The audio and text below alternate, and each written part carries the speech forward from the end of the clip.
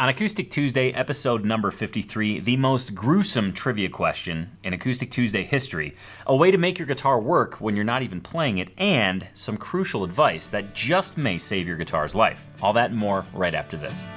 If you believe that playing acoustic guitar is about sharing the joy of music with friends and family, not just mastering the technical side of playing, then this show is your dream come true. Every Tuesday morning, I give you my list of exciting Guitar Geek discoveries, gear, and new music so you can stay inspired to live your best acoustic life. I'm Tony Polecastro, and this is the Acoustic Tuesday Show. Guitar Geeks, unite. Welcome to Acoustic Tuesday, episode number 53. This is the show where you're going to learn about acoustic guitar gear, discover acoustic artists, and get inspired to live your very best acoustic life. As with all episodes of Acoustic Tuesday, I'm going to share with you my guitar geek-filled list for this week. And before I dive into that, I've got something very special for you. The most gruesome trivia question that has ever graced the Acoustic Tuesday screen. So here is your Guitar Geek trivia.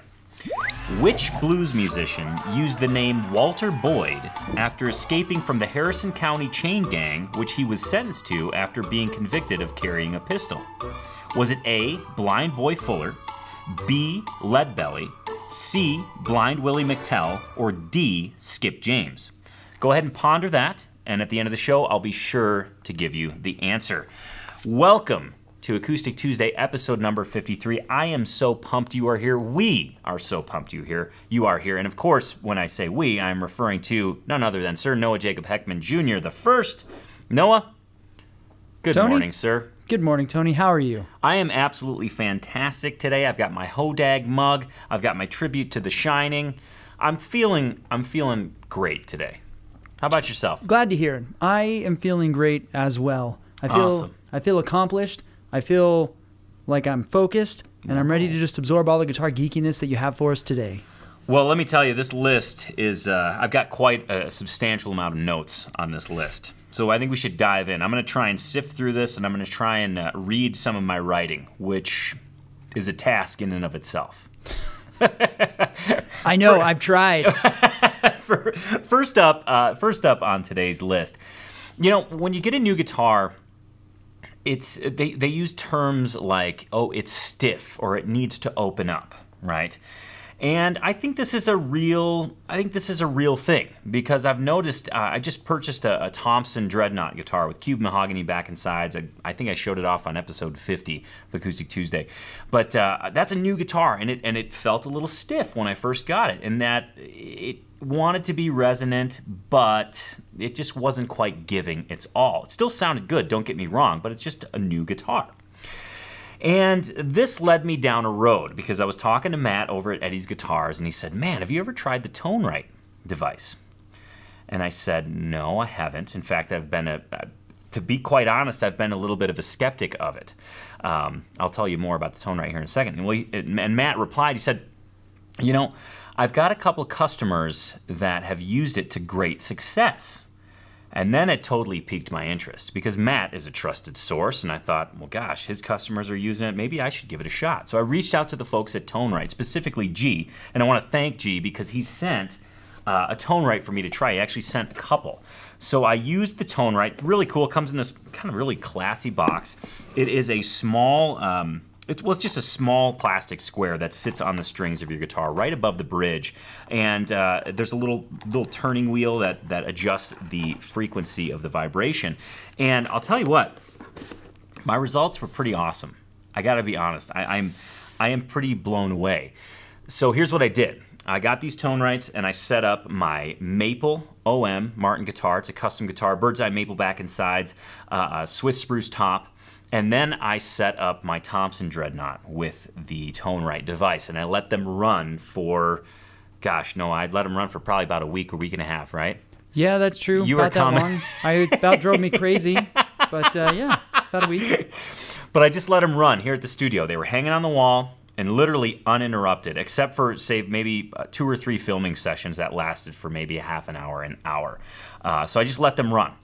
And then a week later, after the start date, I went ahead and pulled the ToneRight off, and I was pretty pleased with the results. And let me give you the first results. So the Thompson, right? New guitar, fairly tight, a little stiff when I first got it. my observations of the ToneRight at that point, the ToneRight's effect on the Thompson, was that it made the guitar much more lively and much more resonant. And I say this because upon playing the Thompson after using the ToneRight, the neck was vibrating. Like I could really feel it in my fretting hand. In even tuning it, you know, I'd hit the low E string to tune it, and I could feel that vibration clear through the tuning peg. And I'm not talking a little bit, I'm talking a noticeable difference. And in terms of that guitar's responsiveness, I noticed that immediately, that the guitar just kind of came alive. It just woke up. Now, let's go to the Maple Martin, because this particular guitar is one that I've had for probably three years, I want to say 3 or 4 years. That guitar completely came alive. Now, I thought it was pretty opened up. That guitar in and of itself is pretty responsive, and I've been playing it for a little bit, so I've had a chance to break it in.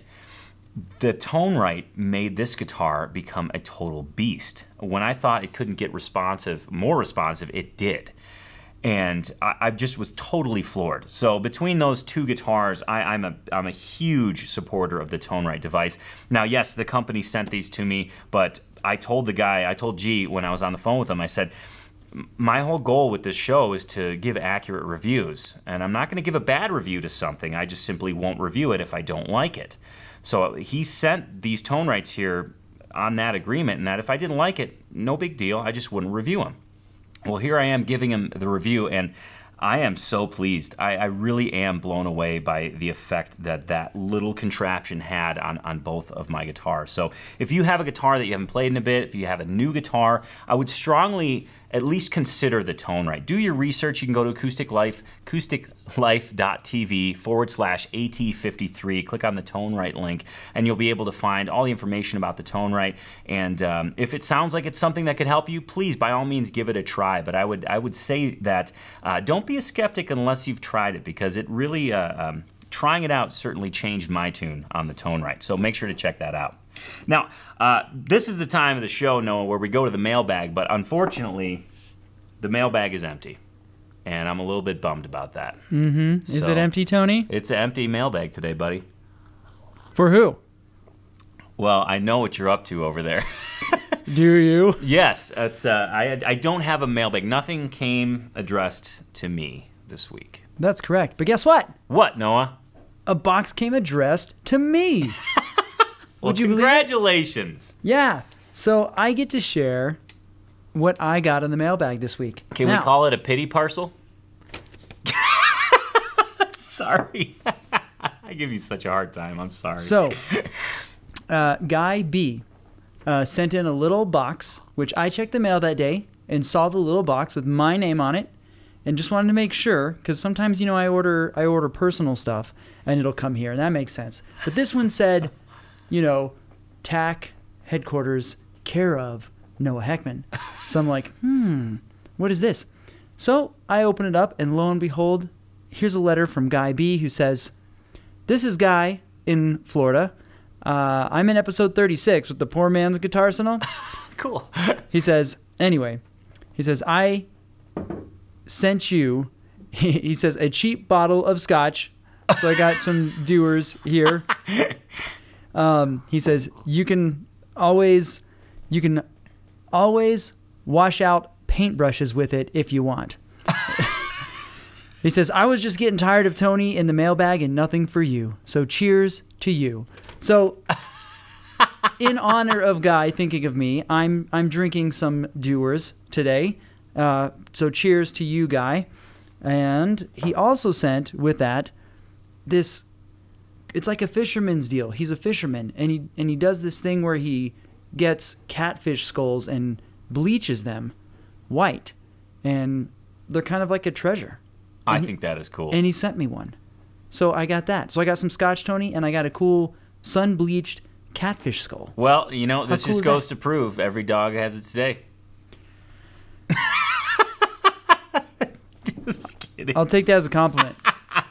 Well, thank you for sharing that, Noah. That's got an awesome story. And I'm glad that guy sent that in and referenced the episode that he was in. I remember the Guitar Arsenal picture. Pretty awesome stuff. Yeah, pretty cool. Thank you, Guy. Yeah, for sure. Well, I'm gonna move on, because we got some major Guitar Arsenals that we gotta talk about right now. We could keep talking about the mailbag. I mean, I did get a mail item. Well, the first guitar arsenal that I want to have everybody look at right now is from Toby. He's over in Essex in the UK, and he got pretty nerdy, pretty guitar geeky on his description. So there's Toby in his shirt, and then, of course, his guitar collection. He says on the left side, and this guitar is named the OG. It's a Stag S300 Strat with maple neck and rosewood fretboard. And then he includes a separate category on his description, nerdy stuff. 3 single coil pickups on a 5-way switch. On the back center, we've got a guitar named Johnny. That's a Washburn WLD10S, full-size dreadnought with mahogany neck, back, and sides, spruce top, and a rosewood fretboard. On the right, this guitar is lovingly named Little John. This is an Encore 340 FT, 3/4 size. It's got a laminate body and a maple neck. And right front and center, we've got Mia. That's an Ibanez ASV 10A Artcore Vintage full size. It's a mahogany neck, bound rosewood fretboard with aged white block inlay, and of course the obligatory guitar nerdy stuff. It's 2 humbucker pickups on a 3-way switch. So I want to thank you, Toby, for sending in your guitar arsenal. And then next up, we've got Shane B. from Bristol, Tennessee. And holy smokes, when I saw this picture, first of all, I was blown away at the sheer amount of guitars, and then I was terrified because I had to go through and name them all. And in fact, Shane, in his message, he said, let's see if I can name them all. So here goes nothing. Here we go. From the top left, a G&L ASAT Classic, a 1960s K open back 5-string banjo, a 1960s K N2 archtop, a Washburn mandolin, a 1970s K K520 hummingbird, a Cremona HV100 violin, a 1970s K442, a Kentucky KM620B mandolin, an Epiphone DR200 natural, and a 1980s K resonator banjo.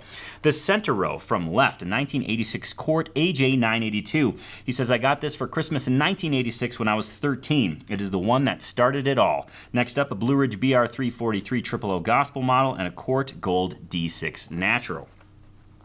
On the ground, starting on the left, a Fender American Standard Telecaster, a Fender Mexican Telecaster, a Squier Telecaster, a G&L Tribute ASAT Special, a 1980s Silvertone Stratocaster, a 1990s Crafter Cruiser Stratocaster copy, an Epiphone ES339 Pro, a Squier child-size Telecaster, that is for his 7-year-old daughter, a 1960s Harmony H804, that one's mostly hidden, a Gretsch G5420 Electromatic, a 1960s Regent Hollow Body, a 2017 Martin D35, a 1960s Woolworth Audition Parlor Guitar, a Siegel M4 Merlin Dulcimer, 2016 Martin D16 GT, that's his go-to guitar, a circa 1930 Regal Parlor Guitar Recording King RPS 7L TS Dirty 30 Single O Lily of the Valley, that's his secondary go-to guitar, says especially in drop D and dadgad tuning, a Washburn R318 SDWK, a Vintage Series Limited Edition Parlor Guitar, a Martin OX2 MAE, a 2016 Martin 0015 SM.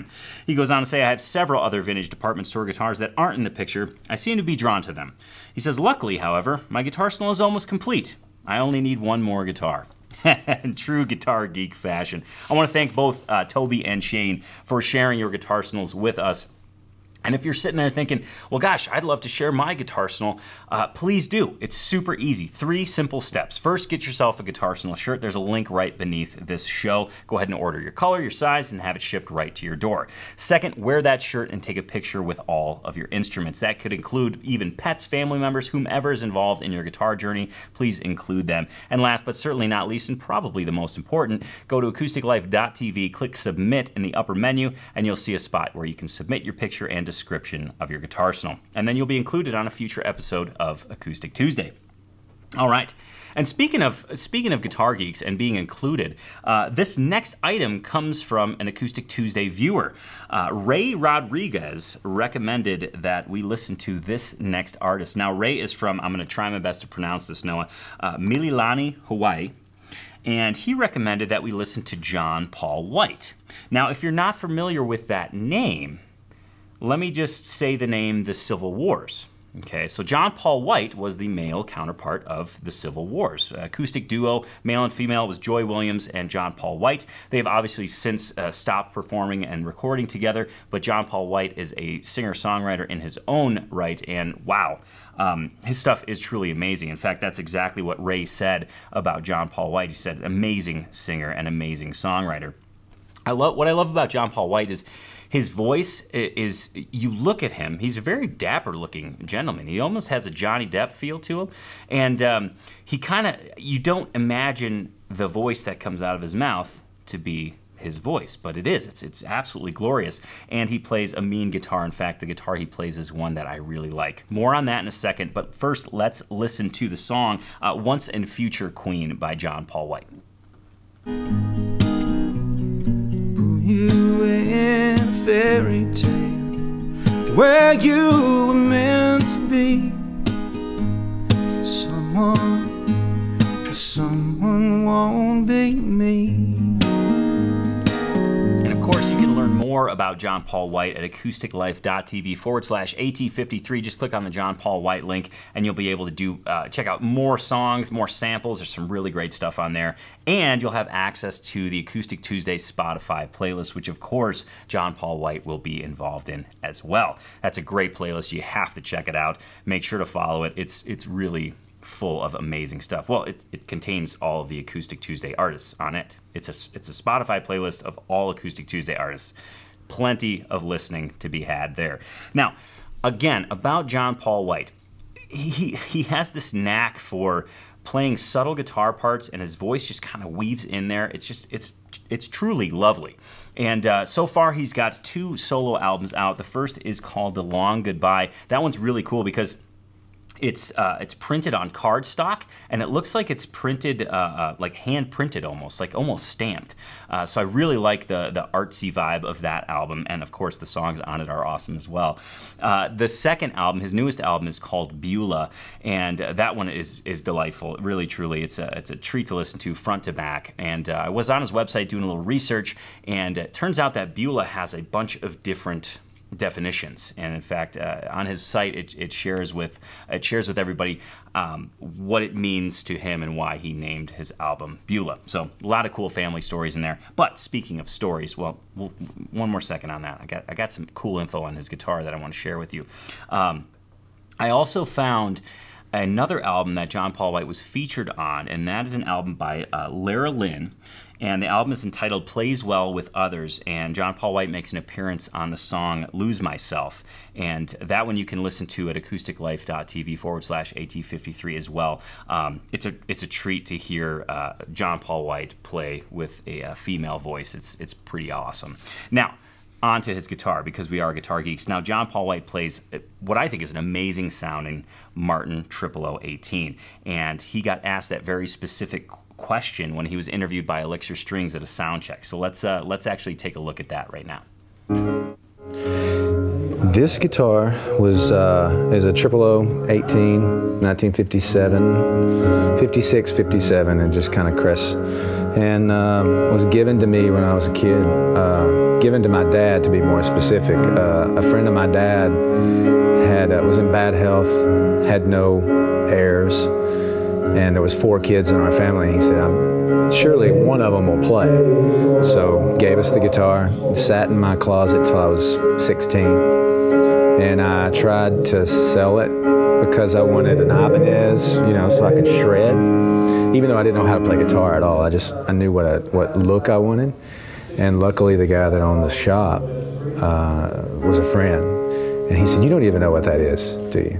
I said, "I know I can't do 2-hand tapping on it." So he said, "Well, hang on, let me date it, let me see," and then convinced me to hang on to it. And so it's the only guitar I've ever held on to all my life, and I've written virtually every song I've ever written has been on this guitar. It's I would venture to say it shapes what I write, and vice versa. I think because certain things sound good when played on this guitar, I tend to lean toward them, and my guitar playing, is probably shaped by this guitar too, because certain things intrigue me when they come out of this sound hole. So I tend. All right, so that was a cool guitar moment shared by John Paul White. Love learning the history of the guitar. I love the fact that he held on to the guitar.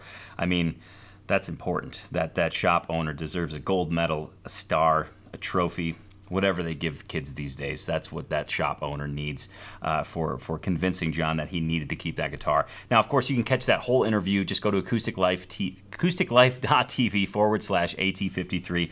You can check out the performances, you can buy his albums, and of course, see that full interview. And remember, any purchase that you make from acousticlife.tv, those are affiliate links, so we get a percentage of that sale, and we pass that percentage directly on to Guitars for Vets as a full-on donation. And so just by going to acousticlife.tv, you can support Guitars for Vets, and that makes everybody pretty much a winner, because we can all be guitar geeks and also help unite guitar geeks.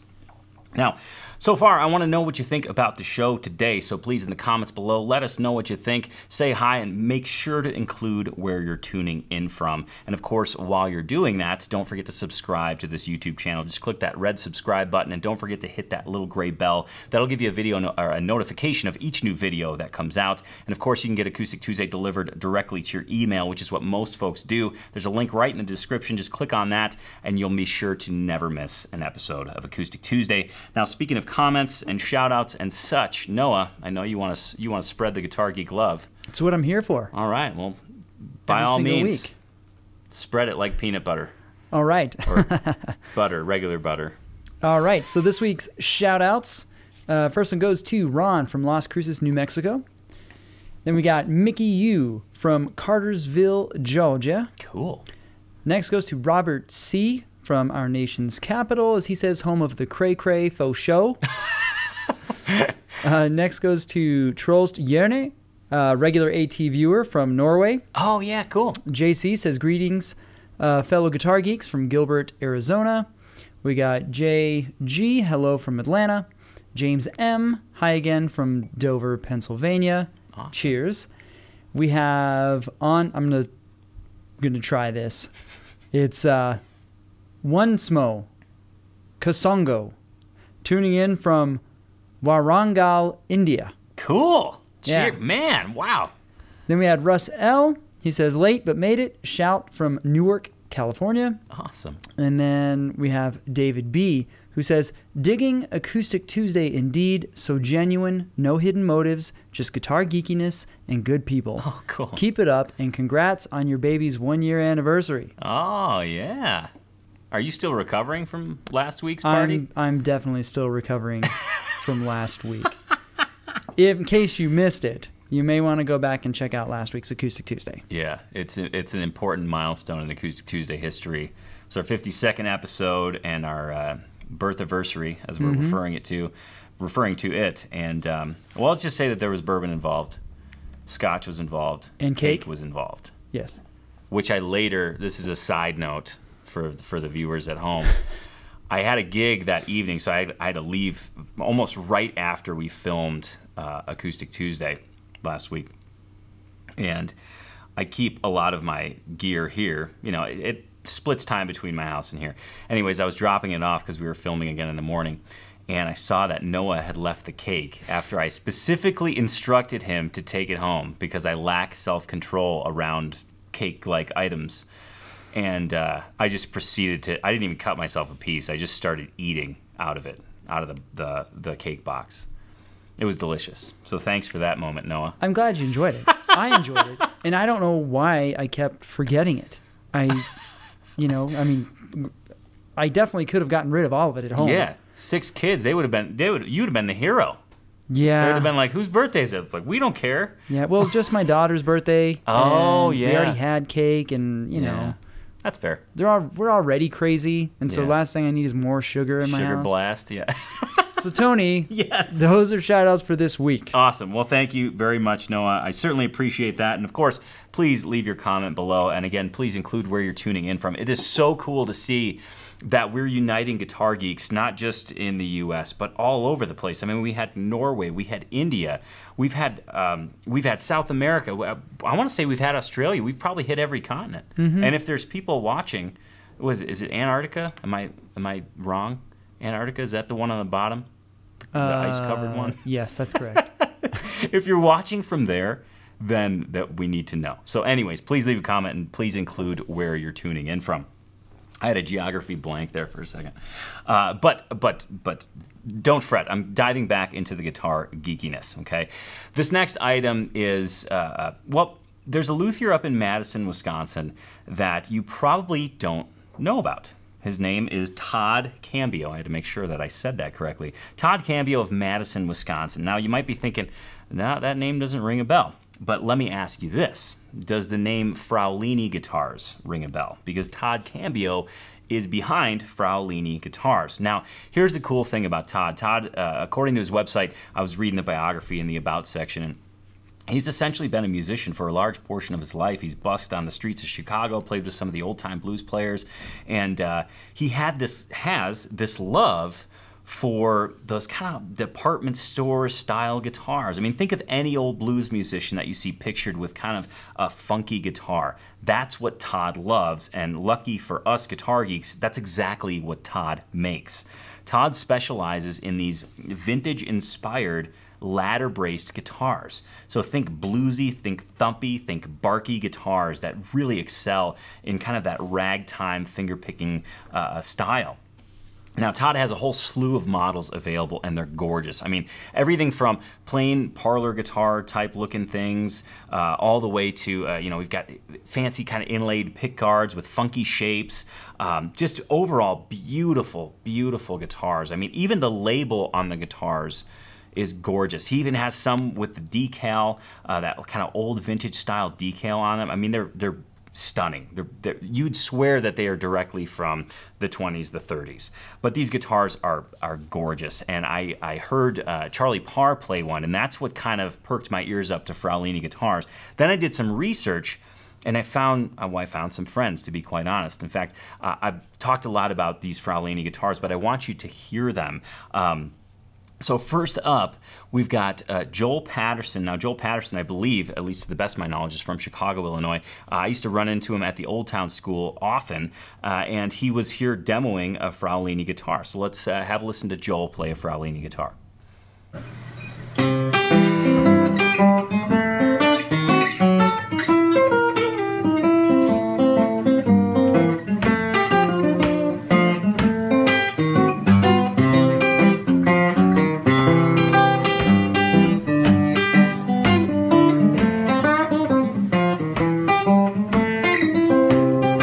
That's just the 6-string end of the spectrum. Todd, Fraulini Guitars, also makes beautiful 12 strings. In fact, he makes a replica of Leadbelly's 12-string. Now, you're going to get a chance to hear this, but I want you to notice how big this guitar is. So let's have a listen to the Leadbelly 12-string.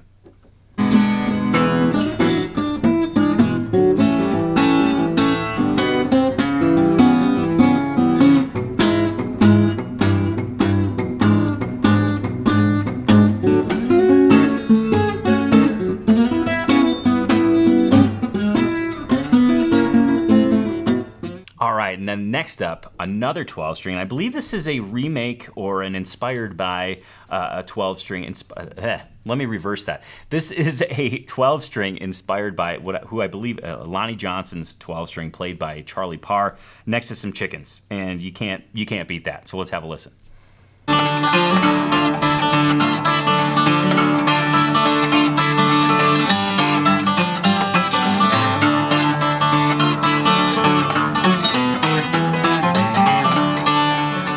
So I want to encourage you to check out Todd's guitars, Fraulini Guitars. Just go to acousticlife.tv/AT53. You'll see a full write-up. Those video demos will be there, and of course, a link to Todd's website. And if you have any kind of interest in getting a custom guitar made, Todd seems to be up for the challenge, because he seems to just take these vintage guitars and make these cool replicas. So if you have a project for him, make sure to contact him. He really does outstanding work. Like I said, I had a chance to personally hear and see Charlie's guitar, and it just sounded awesome. It has this almost this thrash and just grit that you want out of a ladder-braced blues style guitar. So yeah, make sure to check out Fraulini Guitars. Now, finding those was a small win, Noah, for me, and I know that since you're spreading Guitar Geek love, I just picture you on like a float in a parade, just spreading Guitar Geek love this way and that, tossing Guitar Geek love out to the kids and the adults alike. Well, I see what you're doing. Yeah. I see what you're doing there with the small win. Yeah, I'm setting you up. You are. And I'm ready to knock it out of the park with small wins this week. All right.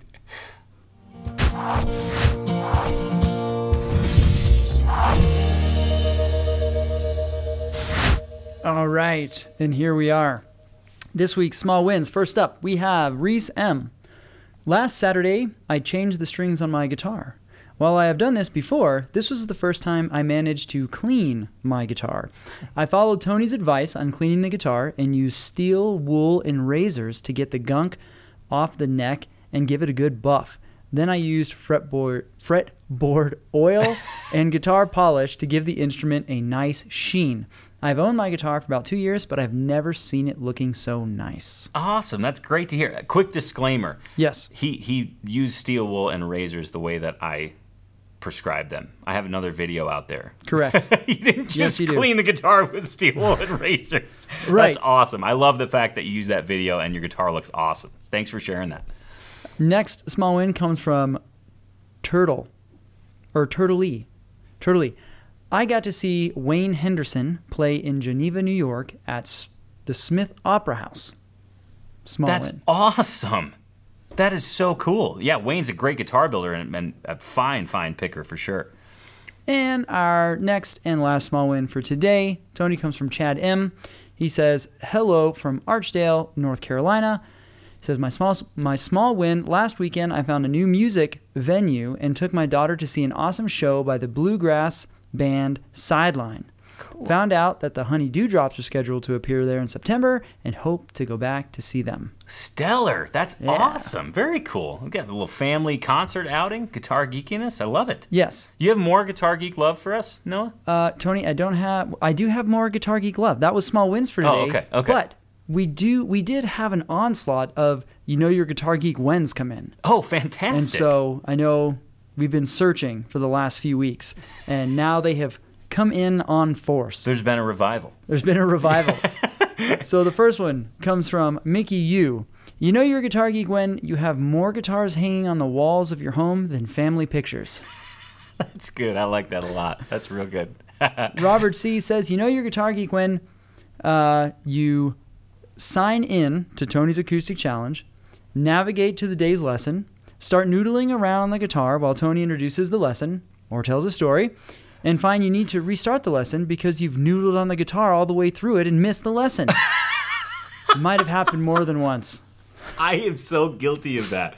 Because I mean, as a guitar geek, I've checked out a bunch of other learning sites, and it's funny. You press play on the lesson, you just start playing away, and then pretty soon you're like, oh shoot, I gotta go back and start it over again. Is that kind of like when you're trying so hard to read a book and you end up reading a paragraph like 5 times because you read it and you don't even remember what you read? Yeah, it's like you're just looking at the letters and nothing's getting absorbed. Oh man.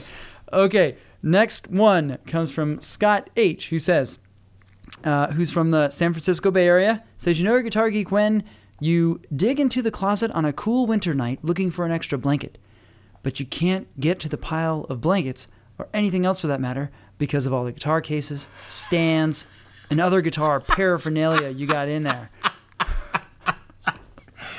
That's a really good one, and so true.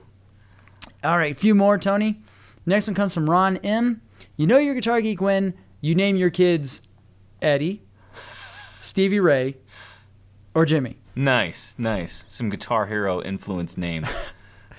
Next one comes from Rod A. You know you're a guitar geek when your neighbor and yourself are playing, and then all of a sudden you wonder why the sunrise happened so quickly.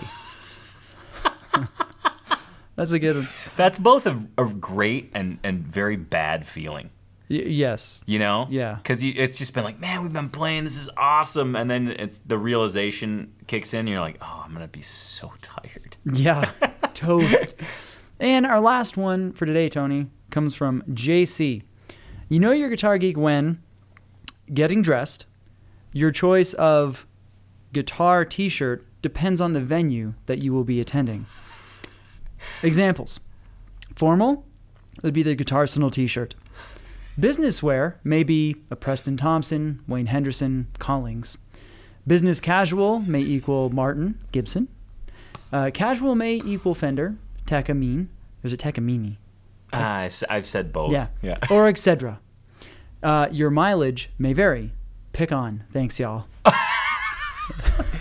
That is something, if you read that to Whitney, Yeah. Noah, she would be like, that's pretty much true. We took our engagement photos last week. I gotta tell this story. Okay. Whitney and I are getting married at the end of September. About a month away. Tomorrow I turn 35, Noah. Tomorrow. 35 years old. It's pretty stunning, I know. What? Say that again? Tomorrow I turn 35. You do? Yes, the 29th of August. Me and Michael Jackson and Steve Winslow. Anyways, I digress. What was I even saying? I totally forgot what I was going... Oh, the engagement pictures. Yes. What about him, though? Yeah, Right. Sorry. So we're getting this wedding plan, and Whitney wanted to do these engagement pictures, and our photographer was like, okay, she's come over. We did them at the house, and I'm looking through the closet, and Whitney's up there, and I was like, in this panic, I was like, Whitney, what the hell do I wear? I literally have one shirt that has buttons up it, and it's like a flannel. Yeah. Not long sleeve. Yeah.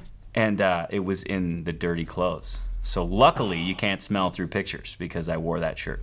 Okay, that's good. Thanks for letting me share that. I thought you were going to say, if you were to share something like that with Whitney about all that, she'd just look at you with a blank stare and be like, what are you talking about? No, I mean... But it's true. You do show up at TAC HQ with a graphic tee every day. Every single day. Yeah, that's okay. All right. Well, at this point in time, I want to make sure that you guitar geeks are out there enjoying yourselves. And of course, while you're enjoying yourselves during Acoustic Tuesday, please share the show with your fellow guitar geeks. Please, please, please. Send them to acousticlife.tv. Give them a link to your favorite episode, whatever the case may be. The whole point of Acoustic Life, or Acoustic Tuesday, is to unite guitar geeks. And in doing so, we're trying to get as many guitar geeks together on Tuesdays and, of course, at acousticlife.tv as we possibly can. So please share this show. And while you're at it, share your small wins. And if you can finish that statement, you know you're a guitar geek when, do so in the comments below. Just hashtag small win. Go ahead and describe your small win. Hashtag you know you're a guitar geek when. They're always great to hear and super, super funny. There's a good dose of them this week. Now, I've got one more very important item. And I'm excited because I get to demo some things right here, right now on Acoustic Tuesday. Now, our guitar cases, are in many instances life-saving devices. They help us keep our guitars humidified, right? Because it's an enclosed space. That's nice. They help protect our guitars from, knocks and bruises and dings and all sorts of things like that. But our guitar cases can actually cause damage to our guitars. Now, this isn't something you normally think of or a connection you would normally make, but I'm going to share with you 5 things to not do with your guitar case because as a guitar geek, I care about the well-being of your guitar, and as guitar geeks, collectively, we should all care about the well-being of everybody's guitars. So, I've got my trusty demo guitar case here. This is actually from Joe and Don R. from Helena, and I want to thank them for this. This was a Christmas gift, but I'm going to use it as a demo right now. So this is our guitar case, right? We got our handle, we got our latches. This is our guitar case. The first thing I don't want you to do with your guitar case is lean it against a wall like that. Why? Well, if it's a slippery surface, it could go like that. Right? And you think, well, that's not a big deal. The guitar's in its case. Well, it is a big deal because, yes, your guitar's not getting a ding on it, but just because of the force of that drop, it can actually cause a crack right around the headstock area of your guitar. So please don't lean a guitar case on a wall like that. Worse yet, somebody could knock it forward and it falls face down. If it falls face down, then you might have a crack, again, on the back of the headstock. So just because your guitar's in the case doesn't mean it's protected from everything, right? So just be conscious of how you're orienting the case when you're laying it down. I would just recommend laying it on the floor like that. I've had many instances where my guitar has taken quite a spill just from leaning it against a wall like that. So don't lean it against a wall. Next up, one thing to know is that while your guitar case does protect the guitar, it doesn't necessarily protect it from the environment. Okay, here's an example. You're done playing at your neighbor's house or wherever you're playing, you throw your guitar in the car and think, oh, I just got to run into the store real quick. I'll go ahead and leave my guitar in the car. And it's a, it's a summer day, maybe it's 75, 80 degrees, 90 degrees. Well, just because your guitar's in its case doesn't mean it's safe from the heat that builds up in the car. And the same is true for the cold, right? So the guitar case itself doesn't protect from the outside environment. Yes, it creates a buffer zone, but it can actually cause a lot of harm, right? Just because your guitar is in its case doesn't mean it's protected in this invisible shield manner, right? It still is going to heat up, it still is going to cool down, and that can affect the finish. Especially if it gets cold, you can get finish cracks, you can get actually really quick wood cracks on it, and the same thing with heat. Because of that rapid expansion, you can get loosened glue joints, you can get cracks, you can get, it could dehumidify rather rapidly depending on how hot it is. So don't leave your instrument in its case in a car. The case won't protect it from the environment. The third tip I have for you has to do with the latches of your case. Don't ever leave your guitar unlatched, right? Don't ever put your guitar back in its case. All right, here's my little guitar. Oh, I'm done playing. I'm going to put it back in its case, close the lid, and don't latch it, right? Don't ever not latch the case. Why? Because if you forget and you go to pick it up, you're going to pick up that guitar, and the guitar can fall out of the front of the case and cause not only a really horrible noise to hear, but probably some damage as well. Also, in regard to the latches, one of the things that I would recommend strongly, and this is really for those of you who have maybe those chipboard cases, think like old Gibsons, Stellas, Harmonies, any of those old flimsy like cardboard cases, right? I want you to carry the guitar with the latches towards your body. So as you're holding the guitar case, those latches, the case top should be against your body. Why? Because if those latches happen to let go, at least your body's in the way to catch the guitar. If you carry it with the latches out or the case top out, if those latches let go, your guitar is again going to fall to the ground. That's something that's easily avoidable if you just carry it with the case top towards your body. I still do this even on my 5-latch hard shell cases. I know that's probably overkill, but you never know. If the latch lets go, I don't want my guitar spilling out on the floor or the ground or the pavement or whatever. So I always carry it with the case lid closed and obviously close to my body. So that is our third tip. The second tip, what not to do with your case. Don't leave it in the sun. And you're probably thinking, okay, Tony, you made the temperature point. I get it. I would never leave my guitar in its case in the sun. That's actually not what I'm talking about. Don't leave your guitar case empty in the sun, right? Guitar cases are black. They absorb heat, right? As the sun beats on that case, it's going to heat up the inside of the case. It might be a cool day. It might be 65 degrees out, 70 degrees out. Beautiful summer day, you're playing outside. Your guitar case is in the sun. It's heating up. It's going to heat up a lot more rapidly because it's black. It's absorbing the heat. You go to put your guitar away, and it's kind of cool, 70 degrees into, say, a 90-degree case. That's a 20-degree temperature fluctuation. So you could run into some finish issues there, some checking just because of that rapid change. So don't leave your case in the sun. I know it seems silly, but we want our guitars to be comfortable, and we also want our guitars to go back to a comfortable environment, right? 70 degrees, 75 degrees outside is great, but if it's going back into a 90-degree case, that's a pretty sudden temperature shock. So just be wary of where you store your case when your guitar is not in it. It's very, very important. And last, and probably the most important, the thing I see most often as I see other players and go to different gigs and whatnot, is the number one tip, okay? Don't use your guitar case to change strings. Right? And the common thing is this, right? You lift up the latch, you take the top of your guitar case out, right? You lift up your guitar, the little pick compartment area, you flip up that little hinged door, and then you rest your guitar like that to go ahead and change the strings. That's fine, except for if somebody hits the case top, right? The case could come down on your guitar. And if you've looked at your guitar case, there's these little metal nubs, right? These little metal kind of latches, right? The other part of the latch. Well, they stick past the plane of the guitar case top. So if those come down on your guitar, those latches are going to dig into the top of your guitar. It's called case bite. It's not something you want to deal with, right? It's essentially like it's like a nail going into your guitar. You don't want that. So please don't change your cases, or don't change your strings in your guitar case. If you have to do that, if you're hard up for a place to change your strings, go ahead and take your guitar out and pop it on top of the case. It'll be a lot easier to do that, and you won't risk hurting your guitar. Right?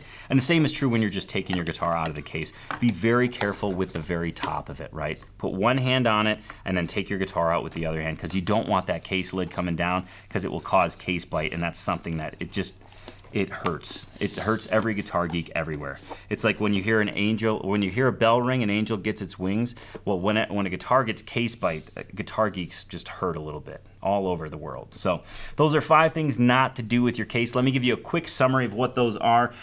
Don't lean it on a wall. Just set it nice and stable on the ground. Don't think that because your guitar's in its case, it's protected from everything, right? If your guitar's in its case and it's in a hot car, it's not protected. Be aware of that. And then, of course, make sure to latch your case at all times, whether it's laying flat or whatnot. And of course, in the same regard, make sure you carry the case with its top towards your body. The second is don't leave your case in the sun. I'm talking empty, right? It can create a really hot environment that if you put your guitar back in, it can cause some finish issues. And last but certainly not least, don't change your strings in your guitar case. You don't want case bite. You don't want case bite. You don't want case bite. It's absolutely horrible. So be careful taking your guitar in and out of its case, and certainly don't change your strings with the guitar in its case. So that's that little guitar case 101 that will hopefully save your guitar's life, save it from a ding, save it from some sort of breakage that we certainly don't want as guitar geeks. Now, Noah, you said that you had a case story at one point, right? Yes, it's true. When we were talking about this beforehand. Yeah. And not that this didn't make it on the list, because most people probably are more aware than I am. But this is a good one. This is a good one to share. So, you know, maybe I'm old school, I don't know. I come from where your guitar case has 3 latches, okay? Right. Well, you know, there are those other cases that end up having the one that's like on the back end. You know what I mean? Yeah. So you got like the 3 in the front where it opens, and then you got the one more around the back. Well, I unknowingly went to open a case that had that 4th latch, and I just did my normal deal, you know, just boom, boom, boom, 1, 2, 3, and then just went ahead to, and I broke it. You broke the latch off the back? Broke the latch. Yep, just, you think I might have known a little bit with the resistance, but I just went for it. Well. Just flip, flip, flip, crunk. And that's my case story. Oh, and that's your bonus tip. Know how many latches are on your case, right? Fantastic. I love it. That's exactly right. This was meant to be a bonus tip the whole time. I appreciate you sharing that. That is actually really helpful. I've done the same thing. I have. Thanks for letting me share that. You're welcome. You're welcome. Well, that puts Acoustic Tuesday episode 53 in the books, but we do have to revisit your trivia question, because I'm sure you want to know what the answer is. So let's quickly review your Guitar Geek trivia. Here was the question. Which blues musician used the name Walter Boyd after escaping from the Harrison County chain gang, which he was sentenced to after being convicted of carrying a pistol? Was it A, Blind Boy Fuller, B, Leadbelly, C, Blind Willie McTell, or D, Skip James? Well, if you answered B, Leadbelly, you're absolutely correct. Leadbelly was imprisoned multiple times, beginning in 1915 when he was convicted of carrying a pistol and sentenced to time on the Harrison County chain gang. He later escaped and found work in nearby Bowie County under the assumed name of Walter Boyd. The list goes on. In January 1918, he was imprisoned after killing one of his relatives in a fight over a woman. During the second prison term, another inmate stabbed him in the neck, leaving him with a huge scar, which he subsequently covered with a bandana. So if you see any pictures of Leadbelly with a bandana, he was hiding his scar. However, in 1925, he was pardoned and released, get this, after writing a song to Governor Pat Morris Neff seeking his freedom. In 1930, Leadbelly was sentenced to prison again for attempted homicide. And in 1939, yes, one more, Leadbelly served his final jail term for assault after stabbing a man in a fight in Manhattan. That is quite the rap sheet on one of my favorite blues players of all time. But awesome Guitar Geek trivia nonetheless. Maybe a little gruesome, but I think we all need to know. So that definitely puts Acoustic Tuesday episode 53 in the books. Let's go ahead and take a sneak peek into next week, see what's coming up on Acoustic Tuesday. We're going to look at a guitar whose namesake traces back to the blues. That'll be very cool. Guitar experiments will continue. I've got a lot of stuff coming into the studio lately, so I'm excited to share it with you all. And a real-life blaze of glory. So we'll have to, you'll have to tune in next week to figure out what the hell I'm even talking about. And don't forget to catch Acoustic Tuesday every Tuesday at 10 a.m. Mountain Time on YouTube. And of course, for your Acoustic Tuesday fix in between Tuesdays, please go to acousticlife.tv. You can find all sorts of cool write-ups, extra videos, bonus videos. The Spotify playlist is there. There is a ton of guitar geekiness waiting for you at acousticlife.tv. Please go there, and remember, if you see any buy links on any of the products I review or any albums you want to get, those buy links are affiliate links. We get a percentage of that sale, and we pass that percentage directly on to Guitars for Vets as a donation. So just by being a guitar geek, going to acousticlife.tv, buying a cool album, a capo, a pick, whatever the case may be, you're actually contributing to Guitars for Vets, which is pretty awesome because that organization is all about uniting guitar geeks under the banner of the healing power of music, which is something, of course, we can all get behind. So from Noah, from myself, we wish you the best Tuesday you possibly can have. And of course, we'll see you next Tuesday on Acoustic Tuesday. Cheers to you. You walk in, happy ever after, could finally begin. Someone who's stopping nothing to give you all you